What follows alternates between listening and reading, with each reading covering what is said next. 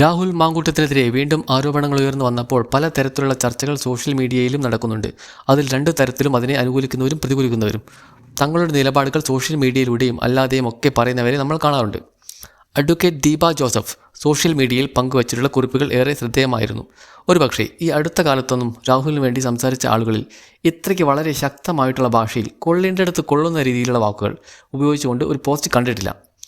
തൻ്റെ നിലപാടിൽ കൃത്യമായി ഉറച്ചു നിന്നുകൊണ്ട് പറയാനുള്ള കാര്യങ്ങൾ advocate Deepa Joseph social media Facebook പേജിലൂടെ കൃത്യമായി തന്നെ കുറിച്ചിരിക്കുന്നത് അവരുടെ പോസ്റ്റ് വായിക്കാം. കൃത്യമായിട്ടും പോസ്റ്റിൽ എന്താണ് പറഞ്ഞിരിക്കുന്നത് എന്നുള്ളതിനെക്കുറിച്ച് നോക്കാം. സത്യങ്ങൾ ഒരിക്കലും മറിഞ്ഞിരിക്കില്ല. കള്ളങ്ങൾ എന്നെന്നും സംരക്ഷിക്കപ്പെടുകയുമില്ല. ഇനിയൊരു വ്യാജഗർഭം, സ്നേഹം, വിവാഹം കഥകളുമായി ഒരുത്തി വരരുത്. തൻ്റെയൊക്കെ ചീഞ്ഞളിഞ്ഞ ജീവിതം കാരണം യഥാർത്ഥ ഇര നീതി കിട്ടാതെ പോകുന്നു. കേരളത്തിലെ പ്രിയപ്പെട്ടവരെ, ലോകമെമ്പാടുമുള്ള മലയാളികളെ, നിങ്ങൾ കേട്ടതെല്ലാം വിശ്വസിക്കരുത്. കാരണം അതൊന്നും സത്യമല്ല. വാർത്തകൾ സൃഷ്ടിക്കുക എന്നത് മാത്രമാണ് മാധ്യമങ്ങൾ ചെയ്യുന്നുള്ളൂ. അതിൽ സത്യത്തിൻ്റെ കണിക ഉണ്ടോ എന്ന് നോക്കാൻ സൂക്ഷ്മദർശിനി വേണ്ടിവരും. ഞാൻ ദീപ ജോസഫ് ഡൽഹിയിൽ നിന്നും കുറിക്കുന്നു. സുപ്രീം കോടതിയിൽ മാത്രമല്ല കേരളത്തിലും പ്രാക്ടീസ് ചെയ്യുന്ന ഞാൻ ഒരു ഭാര്യയാണ്. എൻ്റെ ഭർത്താവ് മനോജ് മാത്യു. 21 വയസ്സുള്ള മകനുണ്ട്. നിയമം മാത്രമല്ല പൊളിറ്റിക്കൽ സയൻസിലും പോസ്റ്റ് ഗ്രാജുവേഷനും അതിൽ തന്നെ ഗവേഷണവും കഴിഞ്ഞു അവാർഡ് പ്രതീക്ഷിക്കുന്നു. ഇനി എന്തിനാണ് ഞാൻ എന്നെക്കുറിച്ച് പറഞ്ഞതെന്ന് എന്നല്ലേ ചിലർക്ക് സംശയം. എൻ്റെ ഡിഗ്രി വ്യാജമാണോ? ഞാൻ കോടതിയിലേക്ക് തന്നെയാണോ പോകുന്നത്? എന്നെ ആരാണ് വക്കീലാക്കിയത്? അവർക്ക് വേണ്ടി മാത്രമാണ് ഇത്രയും പറഞ്ഞത്. ഇനി കൂടുതൽ അറിയാൻ ആഗ്രഹമുള്ളവർ ചോദിച്ചാൽ മതി, പറഞ്ഞു തരാം. അറിയാൻ മേലാത്തവർക്കും മനഃപൂർവ്വം എന്നെ വയറിൽ ആക്കാൻ ശ്രമിക്കുന്നവർക്കും വേണ്ടി പറഞ്ഞു എന്ന് മാത്രം. കാരണം എൻ്റെ ജന്മം തന്നെ സത്യത്തിനും നീതിക്കും വേണ്ടി മാത്രമാണ്. നീതി കിട്ടാതായാൽ നീ തീയാകണം എന്നാണ് ഞാൻ പറയാറ്. ഇന്നലെ ഞാൻ FB ചോദിച്ചു, ഞാൻ ഒരു മഹാസത്യം വിളിച്ച് പറയട്ടെ എന്ന്. ഒരു അഭിഭാഷകൻ അല്ലെങ്കിൽ അഭിഭാഷക എന്നും സത്യത്തിൻ്റെ കാവലാണ്. മറച്ചു വെച്ച സത്യം തേടി അവർ ഏതറ്റം വരെയും പോകും. സത്യം എന്താണെന്ന് ഉറപ്പാകും വരെ അവരുടെ യാത്ര തുടരും. എൻ്റെ സത്യം തേടിയുള്ള യാത്ര അവസാനിച്ചു. ഞാൻ സത്യം വെളിപ്പെടുത്താൻ പോകുന്നു. മീഡിയയിൽ സത്യമില്ല എന്ന സത്യവും ഇതോടെ തെളിയും. നന്ദനം സിനിമയിൽ നവ്യ നായർ പറയുന്നുണ്ട്, ഞാൻ മാത്രമേ കണ്ടുള്ളൂ എന്ന്. ഇതുപോലെ തൻ്റെ ഫേസ്ബുക്കിലും വാർത്തകളിലും റേറ്റിംഗ് കൂട്ടാൻ പേരിനൊരു മാധ്യമപ്രവർത്തക അങ്ങേയറ്റം ശ്രമിക്കുന്നത് നിങ്ങൾ കേട്ട് കാണും. അവരോട് ചോദിക്കട്ടെ, സഹോദരി, ആരെയാണ് നിങ്ങൾ ഇര എന്ന് പറയുന്നത്? ഇര എന്നാൽ എന്താണ് നിങ്ങൾ ഉദ്ദേശിക്കുന്നത്? സത്യത്തിൽ ഇര എന്നാൽ എന്താണെന്ന് നിങ്ങൾക്ക് അറിയുമോ? ഒരു യഥാർത്ഥ ഇരയെ നിങ്ങൾ കണ്ടിട്ടുണ്ടോ? രാഹുൽ, നിൻ്റെ ജീവിതം ഒരു നേതാവിനെ യോജിച്ചതായിരുന്നില്ല എന്ന് ഞാൻ തീർത്തു പറയുന്നു.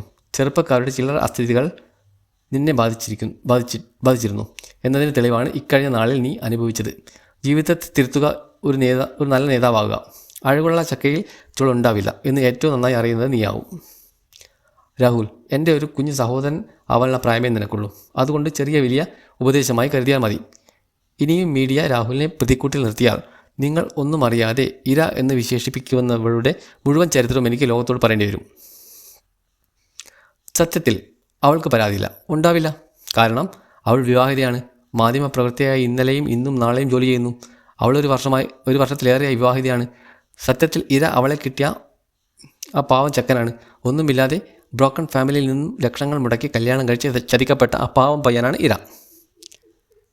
ഇവൾക്ക് മാർക്സിസ്റ്റ് പാർട്ടിയുമായി യാതൊരു ബന്ധവുമില്ലെന്ന് മാത്രമല്ല, ചാനൽ സ്വന്തമായുള്ള പാർട്ടിയുടെ സ്വന്തം മകളാണ്. ഇനി പറ, ഇര ആരാണ്? അവർക്ക് അമ്പലം വിഴുങ്ങിയ കഥകൾ മൂടിവെക്കണം. കേരളത്തിൽ നടക്കുന്ന അഴിമതി ഒന്ന് മൂടിവെക്കണം. ഭരണ നിഷ്ക്രിയത്വം ഒന്ന് മൂടിവെക്കണം എന്നൊക്കെ മാത്രമേ ഉള്ളൂ. എന്നാൽ കോൺഗ്രസിൻ്റെ ഉദ്ദേശം എന്താണ്? തലയ്ക്ക് മീതെ വളർന്നാൽ വെട്ടിക്കളയണമെന്നാണ് നേതൃത്വം കരുതുന്നത്. കാരണം രാഹുൽ കഴിവുള്ള നേതാവാണ്. ഇന്നലെ മുളച്ച തകര പോലും സീൽക്കാരമിടുന്ന ഇവൾക്കൊക്കെ നാണമില്ലേ? ഇവളുടെ ഭർത്താവ് ഉണ്ടായിട്ടും പലരുടെയും ഒപ്പം അന്തിയുറങ്ങുന്ന പിൽസ് ഫാക്ടറി ഉടമയാണോ എന്ന് സംശയം തോന്നുന്നു. പെണ്ണിൻ്റെ മാന്യത അവളുടെ പെരുമാറ്റവും സ്വഭാവമാണ്. ഒരു പദവി കിട്ടിയാൽ എന്തും വിളിച്ചു പറയാൻ നീ എന്ത് സത്യം അറിഞ്ഞു? ഇനി ഇത്രയും മോശക്കാരനായി ചിത്രീകരിക്കുമ്പോൾ അവൻ ഒന്നും മറുത്തു പറഞ്ഞില്ല, അവളെ അപമാനിച്ചില്ല. ഒരു നല്ല പുരുഷൻ്റെ ലക്ഷണം. MLA ആകും മുമ്പേ ഉണ്ടായിരുന്ന ഒരു ബന്ധം. അതിനിടയിൽ അവൾ വിവാഹിതയും പിന്നെ അവളെ നാണം കെടുത്തേണ്ട എന്ന ഒറ്റ കാരണത്താൽ മൗനം പാലിച്ചു. നന്നായി രാഹുൽ, ഇങ്ങനെയായിരുന്നു ചെയ്യേണ്ടിയിരുന്നത്. മാധ്യമങ്ങളിൽ നിങ്ങൾ ഏത് കാലത്തെ ഗർഭകഥയാണ് ഇനി പറയുന്നത്? ഇത്രയേ ഉള്ളൂ മാധ്യമങ്ങൾ എന്ന് നിങ്ങൾ തെളിയിച്ചു. ഇതാണ് നിങ്ങളുടെ മാധ്യമ ധർമ്മം എന്നും വിവരമുള്ള ജനം മനസ്സിലാക്കി. ഇതാണ് ആ ഫേസ്ബുക്ക് പോസ്റ്റിൻ്റെ ഉള്ളടക്കം. തീർച്ചയായിട്ടും ഇതിൽ അഡ്വക്കേറ്റ് ദീപ ജോസഫ് പറഞ്ഞിട്ടുണ്ട്, രാഹുൽ ചെയ്ത് ചെയ്തതിൽ തെറ്റുണ്ട്. തൻ്റെ ഒരു രാഷ്ട്രീയക്കാരന് പറ്റിയ ഒരു ജോലിയല്ല, അല്ലെങ്കിൽ അത്തരത്തിലുള്ള ഒരു കാര്യമല്ല രാഹുൽ ചെയ്തിരിക്കുന്നത് എന്ന് പറയുന്നുണ്ട്.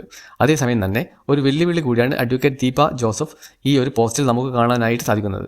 ഇനിയും ഇത് തുടർന്നു കഴിഞ്ഞാൽ തൻ്റെ കൈകളിലുള്ള പല തെളിവുകളും അത് ഫോട്ടോ സഹിതം ഉണ്ട് എന്നും ദീപ ജോസഫ് പറയുന്നുണ്ട്.